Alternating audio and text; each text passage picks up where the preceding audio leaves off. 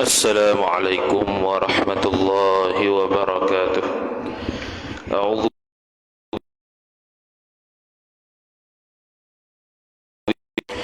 الحمد لله رب العالمين، والصلاة والسلام على أشرف الأنبياء والمرسلين سيدنا محمد وعلى آله وصحبه أجمعين. سبحانك لا علم لنا إلا ما علمتنا إنك أنت العليم الحكيم، ولا حول ولا قوة إلا بالله العلي العظيم. رب اشرح لي صدري ويسر لي أمري واحلل عقدة من لساني يفقه قولي، وسدد لساني واهد قلبي بحق نبيك محمد صلى الله عليه وسلم. اللهم أغننا بالعلم وزينا بالحلم وأكرمنا بالتقوى وجملنا بالعافية. نوينا التعلم والتعليم والتذكر والتذكير والنفع والانتفاع والإفادة والاستفادة والحث على التمسك بكتاب الله وسنة رسوله صلى الله عليه وسلم، ودعاء إلى الهدى والدلالة على الخير ابتغاء وجه الله، مرضاته وقربه وثوابه سبحانه وتعالى. آمين يا رب العالمين. وقال الشيخ, kita Ad-Durrus Thamim ke surat 43 baris 9 daripada atas. وقال الشيخ المصنف رحمه الله تعالى ونفعنا الله بعلومه وبعلومكم وبعلوم مشايخنا في الدارين آمين يا رب العالمين. Kata pengarang Syekh Daud bin Abdullah Al-Fatani rahimahullahu ta'ala, dan adapun daripada jihah ta'lil dan tabi'at melazimkan qidam alam, sebab qidam illah dan tabi'at. Jadi sambung perbahasan berkaitan dengan Allah Subhanahu wa ta'ala mustahil mengadakan alam dalam keadaan Allah Subhanahu wa ta'ala tidak berkehendak. Maka bila kata Allah Subhanahu wa ta'ala menciptakan alam dengan tanpa kehendak, maka ada beberapa kebarangkalian terjadinya alam dengan sebab apa. Jadi ada yang ditakdirkan bahawasanya kalau Allah Subhanahu wa ta'ala menjadikan alam ataupun mencipta alam ini tanpa dengan kehendak Allah, maka boleh jadi Allah Subhanahu wa ta'ala menjadikan alam ini dalam keadaan lalai. Sebab sekarang kita ada alam. Jadi kewujudan alam ini dapat terbukti dengan pendengaran dan penglihatan kita, khususnya penglihatan lah. Sebab dia lebih nampak jelas daripada pendengaran. Pendengaran ni suara saja. Dan kalau Allah Subhanahu wa ta'ala tidak melaksanakan ataupun tidak menciptakan dunia ini dengan lalai, maka boleh jadi Allah Subhanahu wa ta'ala menciptakan alam ini dengan sebab terlupa. Itu semua benda yang mustahil pada Allah Subhanahu wa ta'ala. Ada juga kebarangkalian, iaitu kalau Allah Subhanahu wa ta'ala menjadikan alam ini tanpa kehendak Allah Subhanahu wa ta'ala, maka boleh jadi terjadi alam ini dengan sebab kaedah illah dan ma'lul. Illah dan ma'lul ni buat pasapah. Kaedah pasapah. Illah ma'lul maksud dia sebab musabab.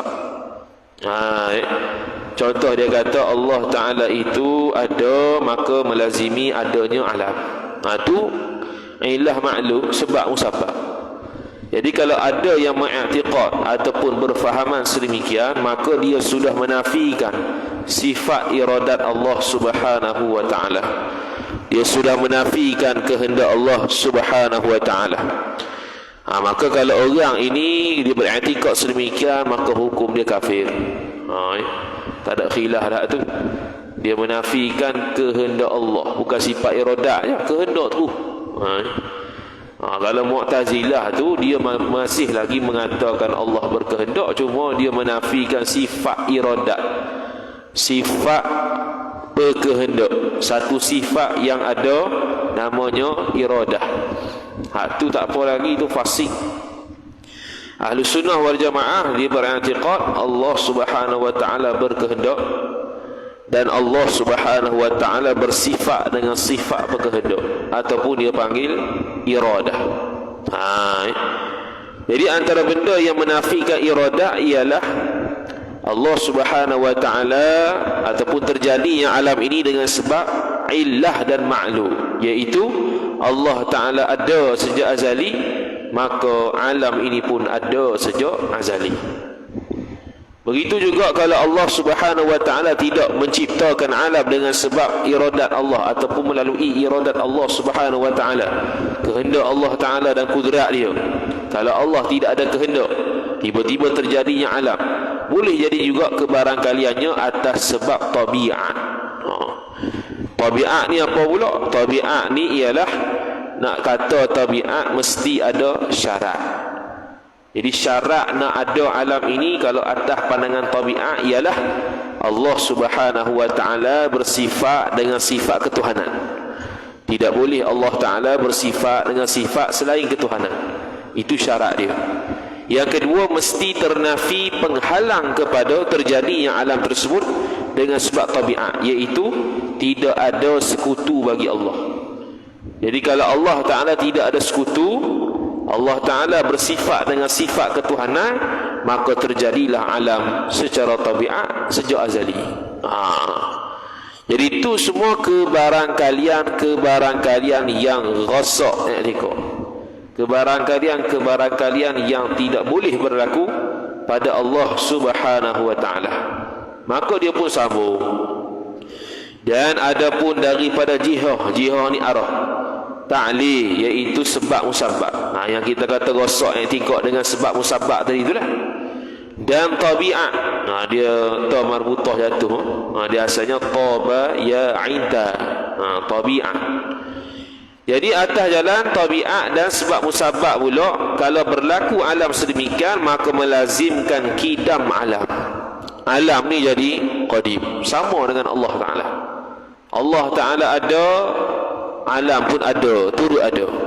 Allah Ta'ala ada, zaid ataupun alam bumi itu turut ada sejak azali. Hak tu kafir. Dan sebab apa kita kata melazimkan qidam alam? Sebab qidam illah. Illah ni sebab dia ya Allah Ta'ala. Dan tabiat, sebab qidamnya illah dan tabiat. Illah dan tabiat di sini Allah subhanahu wa ta'ala. Kalau nisbah tabiat, Allah Ta'ala mesti bersifat dengan sifat ketuhanan, dan ternafi daripada Allah subhanahu wa ta'ala ada sekutu. Itu kalau dari sudut tabiat. Dari sudut sebab musabab, Allah subhanahu wa ta'ala ada, terus ada alam. Itu dua-dua tu benda yang mustahil, benda yang tak boleh terjadi. Dan kalau terjadi, siapa yang i'tiqad sedemikian kafir. Dan yang qadim itu tiada dapat diqidamkan dengan ijad. Ni kaedah. Yang qadim, iaitu benda yang qadim itu tiada dapat diqidamkan, tiada dapat tiada dapat dikosakkan. Bukan qidam. Tiada dapat dikosakkan, tidak dapat ditujukan, tidak dapat dikehendakkan dengan ijad, dengan mengadakan. Maksud apa? Sekarang ni kalau kita Allah Ta'ala, kalau kita kata alam itu qadim, dengan sebab Allah Subhanahu wa Ta'ala ada sejak azali. Jadi benda qadim ni boleh tak dicipta? Benda qadim ni maksud apa? Benda yang sedia kala ada dah. Benda ada dah. Boleh lagi ke kita nak mengadakan benda yang ada dah? Tu edah dia. Boleh tak kita ni nak berkehendak nak berkehendak untuk mengadakan benda yang sudah ada? Bukan benda yang nombor dua, nombor yang satu, benda yang sama lah. Sekarang ni contoh kita kata kereta proton wira. Dah ada dah. Kemudian kita nak mencipta proton wira yang ada tu, bukan proton wira lain. Kalau proton wira lain bolehlah. Kita nak menciptakan proton wira yang sudah ada. Boleh ke tak? Tak boleh. Kalau nak cipta juga mesti proton wira yang lain, proton wira yang nombor 2. Sekarang ni kalau alam sudah ada sejak azali, buat apa Allah Ta'ala buat lagi? Tak payah buat dah lah. Allah pun bila tak payah buat, tak payah kehendak. Allah Ta'ala tidak perlu kehendak untuk buat alam, sebab alam sudah ada. Jadi sia-sia Allah Ta'ala kehendak tu. Tu yang nak pergi ke situ. Jadi contoh kita buat proton wira tadi, proton wira sudah ada. Boleh dia kehendak kita buat atau kita kehendak untuk buat proton wira yang dah ada tu, bukan yang belum ada. Yang dah ada siap tu, tak payah dah. Tak payah kehendak, tak payah nak buat, sebab dah ada. Tu. Kalau dia tak ada lagi, bolehlah nak buat. Sekarang ni isunya ialah alam ni sudah ada sejak azali contohnya. Tiba-tiba Allah nak kehendak buat alam yang ada dah sejak azali. Tak bolehlah. Maka dia pun kata begitu. Maka dia kata musannif rahimahullah ta'ala, kenapa dia kata begitu? Kerana ia alam itu maujud, ada dah. Kerana alam tu dah ada dah. Tiba-tiba nak kehendak benda yang sudah ada, nak mencipta sesuatu benda yang sudah ada, hak tu mustahil. Dia panggil apa? Tahsilul hasil, mengadakan benda yang telah ada. Contohnya suis lampu. Lampu buka dah di masjid ni, kita pun suruh orang, pergi buka lampu. Tu. Lampu buka dah, kita suruh orang pergi buka lampu. Boleh ke tak? Tak boleh. Yang bolehnya tutup lampu, sebab suis dah buka dah. Nak buka lah ke mana lagi? Kecuali kita tutup semula, buka balik. Bolehlah tu. Itu dia panggil tahsilul hasil, mengadakan benda yang telah ada. Kemudian kata musannif rahimahullah, maka jadilah tahsilul hasil, iaitu mengadakan benda yang telah hasil. Ada dah buat lagi. Tak boleh begitu. Itu antara benda yang mustahil. Kesembilan daripada 20 sifat yang mustahil atas Allah, al-jahlu wa ma fi ma'nahu minal ulumi ma. Minal ulumi ma ni apa-apa ilmu lah, iaitu jahil dan barang yang pada maknanya makna jahil, dengan maklum ni dengan perkara yang diketahui. Barang yang maklum ada ia, maklum yang perkara perkara yang diketahui, yang maklum ada ia. Ada ia ni maksudnya apa-apa benda yang diketahui secara umum. Tu ya. Sebab kita Jawi ni dia terjemah ku Arab, dia terjemah sepiji. Sebab tu orang tak suka sangat kita Jawi sekarang ni. Orang nak moden belaka, mudah. Mudah tapi berkat belum tentu ada. Kita Jawi lama, payah berkat tu ada. Payah tak payah kalau belajar. Yang payahnya pergi baca sendiri. Dia pergi baca sendiri, lepas tu payah tutup buku, tidur. Tu memang payah lah. Tapi tak payah bila dia belajar. Bawa kitab belajar, baru faham. Baca sendiri tak faham, dia terang baru faham. Baru betul. Ni baca kitab boleh sendiri, lepas tu baca sendiri tak faham. Lepas tu dia kata kitab Jawi salah. Kitab Jawi tidak selaras dengan zaman kontemporari. Sedap cakap. Jadi dia kata jahil dan barang yang pada maknanya makna jahil. Pada makna jahil maksudnya apa? Sehari dia pun tegang juga, iaitu dhan, syak, waham. Jadi syak, dhan, waham dan juga jahil itu mustahil atas Allah Subhanahu wa ta'ala. Begitu juga ilmu makhluk, nisbah Tuhan jahil. Ilmu makhluk ada ilmu yang berdasarkan usaha, itu nisbah Allah jahil. Ilmu yang berdasarkan dapat melalui pengalaman, nisbah Allah jahil. Ilmu yang berdasarkan tahu secara terpaksa, nisbah Allah jahil. Jahil belaka. Itu semua jenis-jenis pengetahuan makhluk belaka tu. tapi nisbah Allah Ta'ala jahil. Itulah maksud kata pada makna jahil. Dia tak jahil sebab kita panggil ilmu, tapi nisbah Tuhan dia panggil jahil. Kemudian dia kata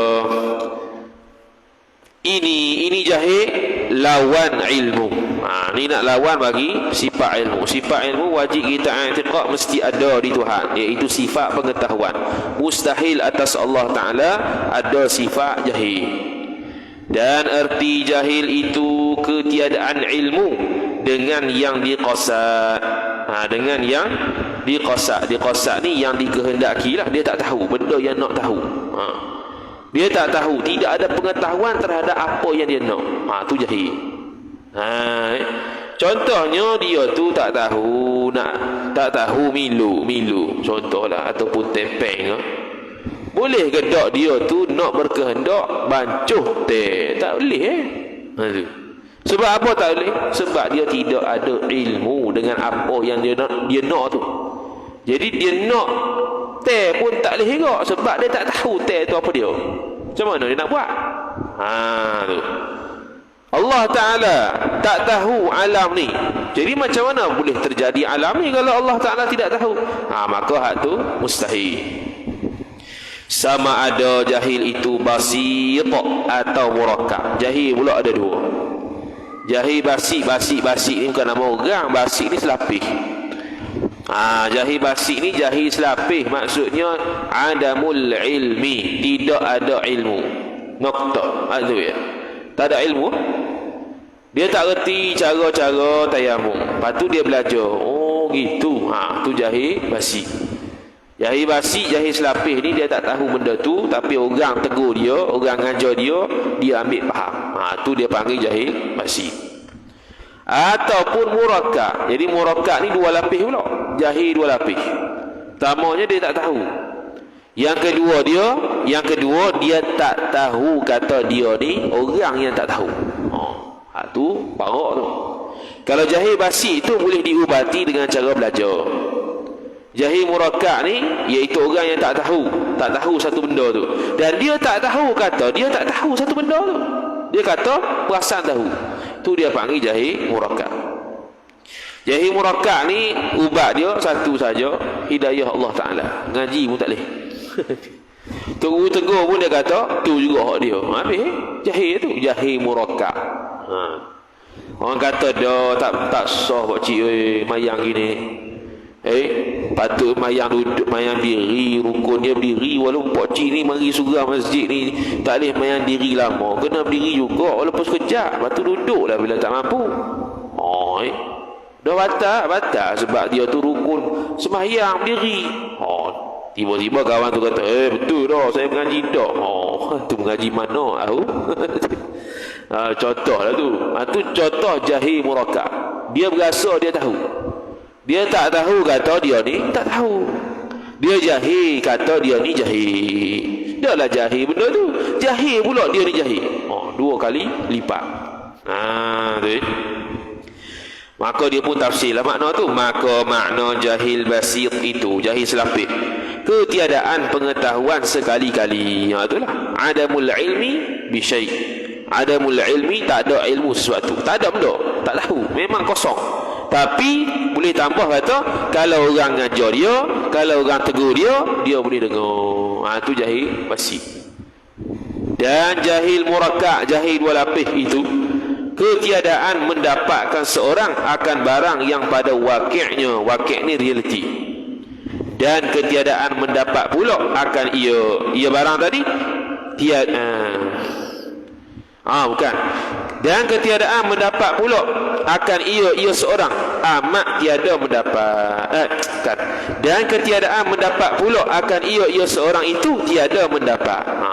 Bahasa tu. Dua benda jahil murakkab. Pertamanya ialah dia tak tahu benda tu pada realiti. Tak tahulah benda tu pada realiti. Dia nak panggil benda ni tahu ni ialah berbetulan dengan realiti. Contoh kita kata Kaabah di Mekah. Betul ke tak Kaabah di Mekah? Betul. Tu dia panggil ilmu. Tapi kalau kata Kaabah di Mesir, betul tak? Tak betul. Tu tak panggil ilmu, tu panggil jahil. Tu maksud ilmu.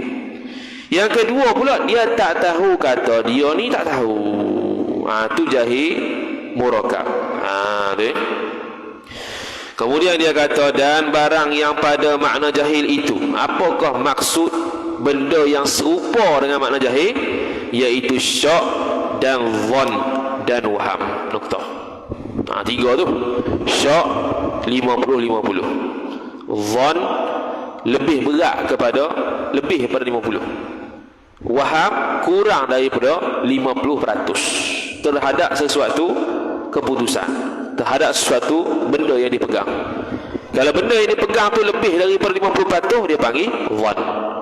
Kalau benda yang dipegang tu kurang daripada 50%, dia panggil waham. Kalau benda itu 50-50, itu dia panggil syak. Tiga-tiga ni nisbah Allah Ta'ala mustahil juga, kerana dia membawa makna jahil. Dan demikian lagi keadaan ilmu itu daruri. Daruri ni terpaksa. Allah Ta'ala ada ilmu tapi terpaksa, mustahil juga. Ataupun nazari. Nazari ni perlu kepada dalil. Allah Ta'ala tahu sesuatu dengan adanya dalil. Jadi itu Allah Ta'ala seolah-olah berhajat kepada dalil, berhajat kepada benda lain untuk tahu. Itu mustahil. Ataupun badihi. Badihi ni tahu sesuatu dengan cara lantah, dengan cara cepat. Dengan cara cepat boleh, ataupun kita kata atas jalan uji gaji, atas jalan pengalaman. Itu badihi lalu.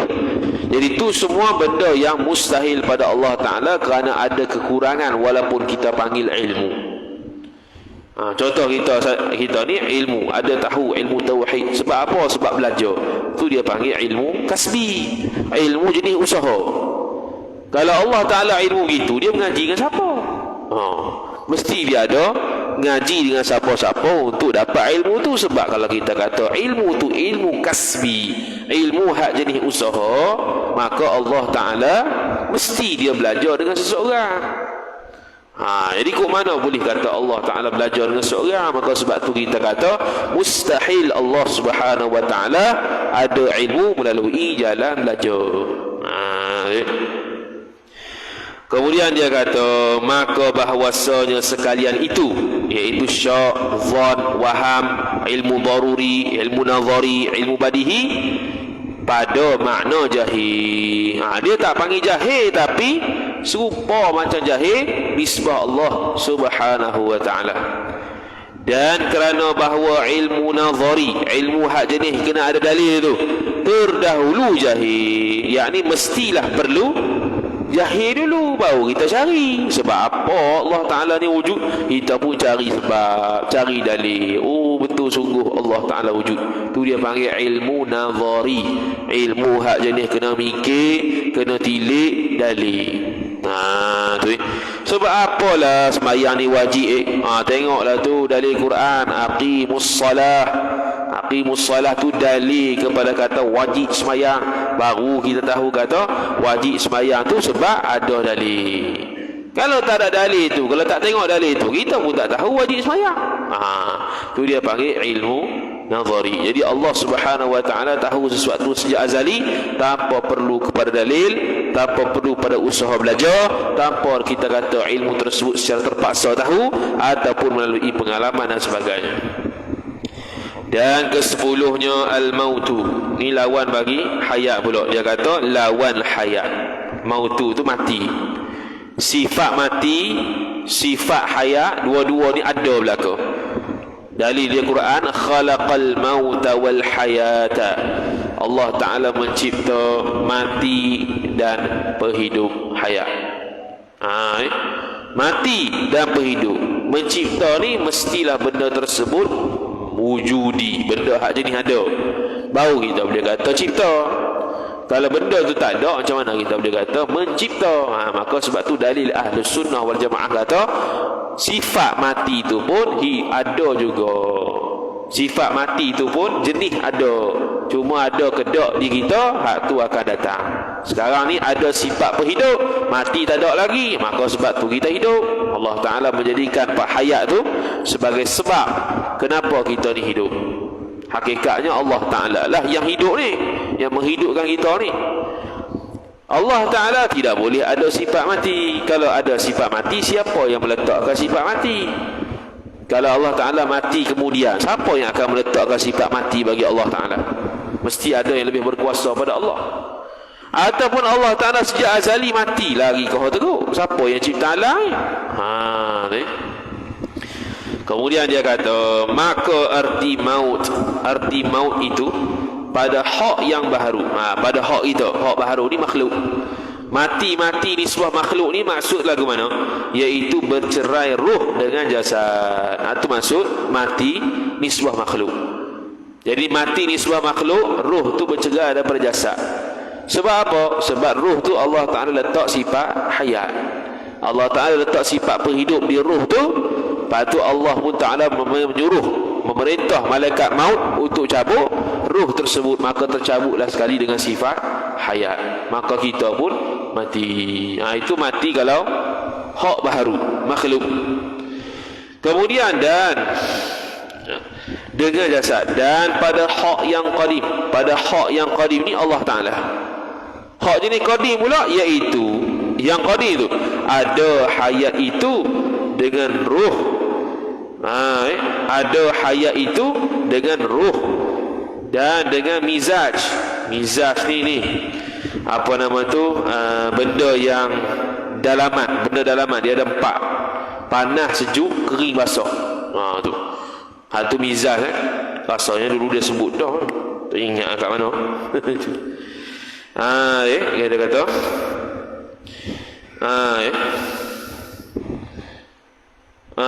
kata Abi Abbas, bukan Abi Abbas tu, Ibnu Abbas radhiyallahu subhanahu wa ta'ala.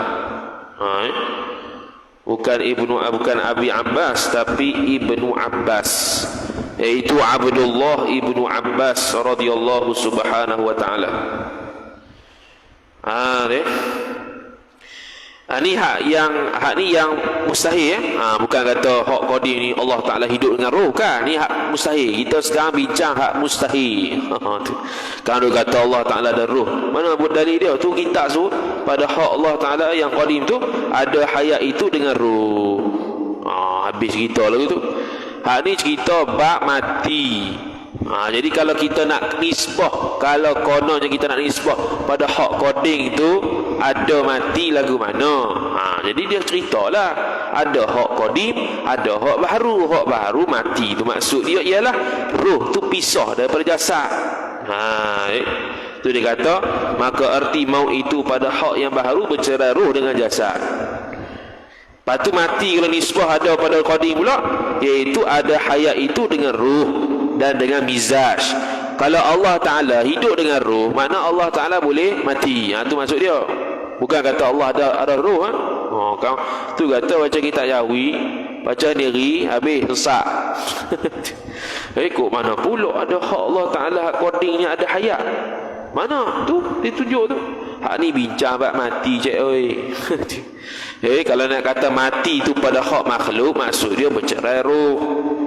Kalau mati tu kita nak nisbah pada hak qadim, makna qadim tu mesti ada hayat, mesti ada roh, mesti ada mizaj, itu baru dia akan mati, boleh ada mati.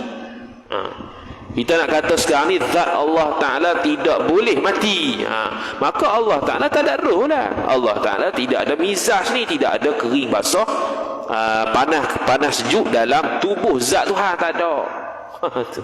Hak tu kita. Kemudian kata musannif rahimahullahu ta'ala, tu kata Ibnu Abbas, bukan Abi Abbas, telah menjadikan Allah Ta'ala akan maut, mati tu di dalam rupa kibas. Kibas ni hak bulu kambing lah.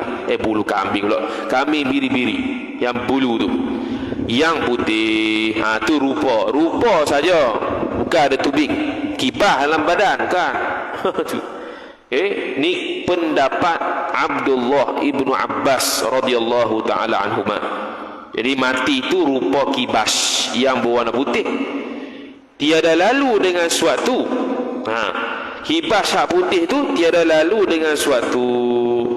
Tiada lalu dengan suatu ni tidak ada, dia ni tidak dia kata Allah Ta'ala telah menjadikan akan maut, mati itu di dalam rupa kibas yang putih, tiada lalu dengan suatu, yakni dia ni tidak dilintasi oleh suatu, tidak dapat ada yang menembus dia. Ada, dia rupa saja, macam gambar Harry Potter lah kalau tengok. Harry Potter tu, kalau gambar Harry Potter jenis apa, yang roh-roh tu lah, kan ada jenis tembuh dinding gitu ya.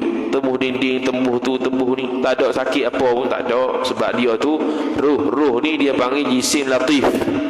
Jisim latif ni boleh tembuh lah kau kat mana-mana. Dia beza dengan jisim kathif. Jisim kathif ni jisim hak jenis kerah, bertokar macam kita ni lah. Kayu tu bergetuh dengan kayu, kayu bergetuh dengan kayu, bunyilah kayu tu. Sebab dua-dua tu jisim kathif, bukan jisim latif. Jisim latif ni jisim jenis lembu. Air jisim latif. Sebab tu kita mandi, kalau dia tu jisim kathif, jisim hak kerah tokar, tak mandi lah kita ni. Mikir banyak kali. Pakat tayamum belaka, tayamum lagi mudah. Sebab apa? Sebab bila mandi kena air sakit lah kau. Sebab dia jisim kathif, jisim hak jenis tokar. Sebab tu rahmat Allah Ta'ala, dia buat air tersebut bukannya jisim tokar, tapi jisim hak jenis halus, latif. Kemudian kata musannif rahimahullahu ta'ala, dan didapatkan rupa kibas ataupun maut tadi, baunya. Ya.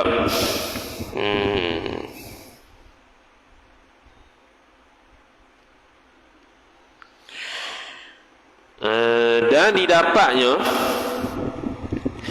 didapatnya seorang.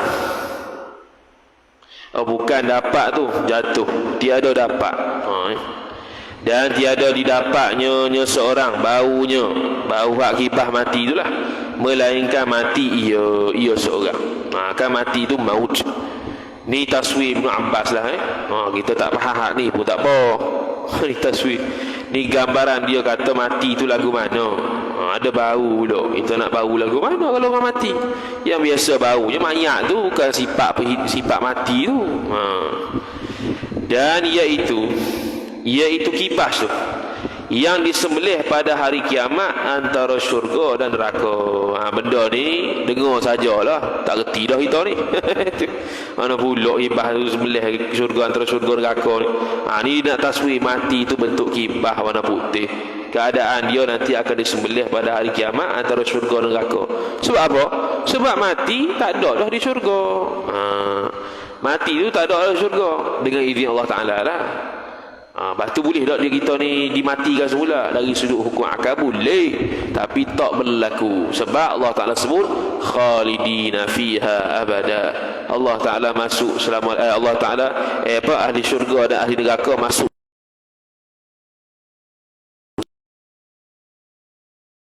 iradat Allah. Boleh saja Allah Ta'ala kehendak mematikan semula semua ahli syurga, ahli neraka, hidup balik macam asal di atas dunia. Boleh, tapi tak berlaku sebab dijanji oleh Allah Ta'ala khalidina fiha abada. Lepas tu tidak ada sifat mati dah di syurga, hidup selama-lamanya. Dan lepas tu mana tadi? Dan hayat, sifat penghidup pula, atas rupa kuda.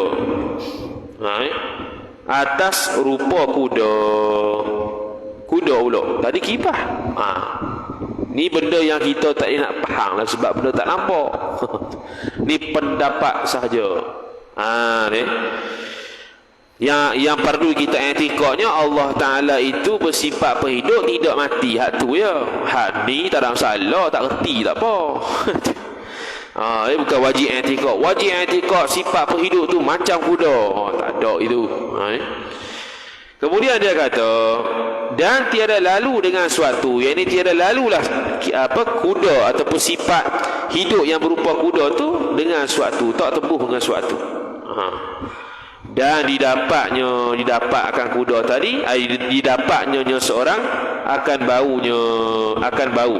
Sama jugalah ni, tiada didapatnya seorang akan bau kuda tadi yang menjadikan dia tu jadi macam sifat berhidup, melainkan hidup. Waktu hidup adanya sifat berhidup yang digambarkan oleh Sayyidina Abdullah bin Abbas sebagai kuda, bentuk kuda. Dan adalah yang diambil oleh Samiri akan tanah bekas telapak kaki kuda Jibril. Samiri nama orang. Dia ada dulu zaman Nabi Musa lembu Samiri. Dia namakan lembu tu Samiri. Tu lembu yang apa? Yang disembah tu. Tu yang syirik tu zaman Nabi Musa alaihissalam, Samiri. Dia buat lembu untuk lembu lubang, bila angin tembuh di lubang tu ada bunyi. Yang diambil oleh Samiri akan tanah bekas telapak kaki kuda Jibril dan dimasukkan atas anak lembu, maka jadi hidup. Yang diambil oleh Samiri akan tanah bekas telapak kaki kuda Jibril, maka dimasukkan atas anak lembu, maka jadilah hidup. Asal situ.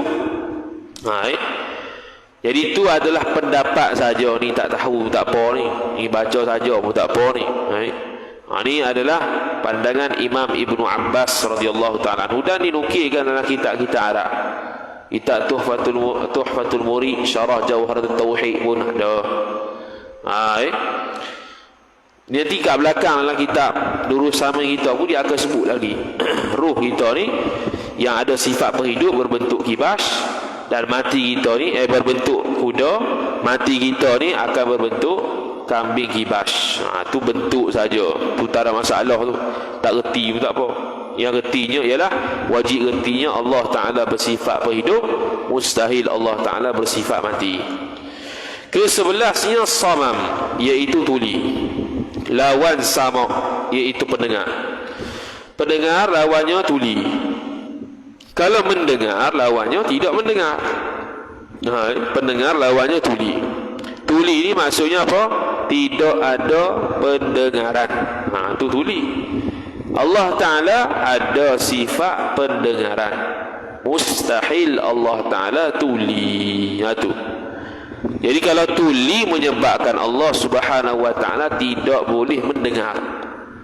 Tidak boleh mendengar kalau seorang i'tiqad Allah Ta'ala tidak boleh mendengar, ataupun dia kata Allah Ta'ala tidak bersifat dengan sifat pendengaran dan Allah Ta'ala tuli, maka orang ni kafir. Orang ni kafir. Tapi kalau Allah dia kata Allah Ta'ala tidak ada sifat pendengaran tapi dia mendengar, itu fasik. Kalau dia kata Allah Ta'ala mendengar dan ada sifat pendengaran, itulah Ahlus Sunnah wal Jamaah. Tiga orang tu. Kalau dia beriktikad Allah Ta'ala mendengar dan ada sifat pendengaran, itu Ahlus Sunnah, tu yang sah iman, tak ada dosa. Kalau dia kata Allah Ta'ala mendengar tetapi tidak ada sifat pendengaran, itu fasik. Itu pandangan Mu'tazilah. Masih maksudnya dia masih beriman tapi dosa. Pandangan yang ketiga ialah dia tu tidak mendengar, ataupun dia tu ada ataupun dia itu tidak ada sifat pendengaran tapi buta, tapi tuli. Tu kafirun, kafir. Tu apa dia? Tu kafir. Kerana mendengar itu tidak ada khilaf di kalangan ulama. Mendengar itu ijma' ulama sabit, wa huwas sami'ul basir. Kemudian, dan barang yang pada maknanya makna tuli. Apa-apa saja yang berada pada makna tuli. Apa dia? Contohnya tak dengar. Dia dengar tapi tak dengar dengan jelas. Tu pada makna tuli. Dia tak tuli, dengar tu dengar tapi tak jelas, itu pada makna tuli. Nisbah Allah Ta'ala. Allah Ta'ala mendengar tapi dia kurang jelas dengar kat bahagian gelap. Contohnya tu pada makna tuli, tak boleh nisbah ke Tuhan. Tu contoh dengan makna bahawa ada bagi Allah Ta'ala itu jihah. Jihah ni arah, seperti kanan ataupun kiri ataupun Jadi sekarang ni dia tu dengar ke arah kanan, kiri tak dengar. Itu pada makna tuli. Dengar arah hadapan, belakang kanan kiri tak dengar. Hak tu pada makna tuli. Dia nisbah juga dengar, tapi dia hanya terhad pada arah tertentu saja. Itu dia panggil pada makna tuli. Nisbah pada Allah mustahil. Atau ada ya Allah dengar serta hampir. Dia dengar tapi kena dekat dulu baru dengar. Ataupun tiada hampir. Tadi serta hampir. Serta hampir. Tiada dengar jika jauh. Allah Ta'ala kalau jauh benda tu tak dengar Tuhan. Kalau dekat dengar lah. Nisbah dah dengar pada Tuhan. Ada dah sifat pendengaran pada Tuhan. Tiba-tiba dia kata Allah Ta'ala kena dengar benda hak dekat saja. Hak jauh tak budi. Tu pada makna tuli. Makna bila kata pada makna tuli, siapa-siapa yang i'tikad begitu kafir. Kafir tu. Allah Ta'ala dengar tapi benda dekat ya, benda jauh Allah tak dengar. Kafir. Allah Ta'ala hanya dengar belah kiri ya, belah kanan tak dengar. Kafirun. Allah Ta'ala dengar belakang seluruh alam ni dalam masa yang sama. Bagaimana Allah dengar? Wallahu a'lam, tak tahu.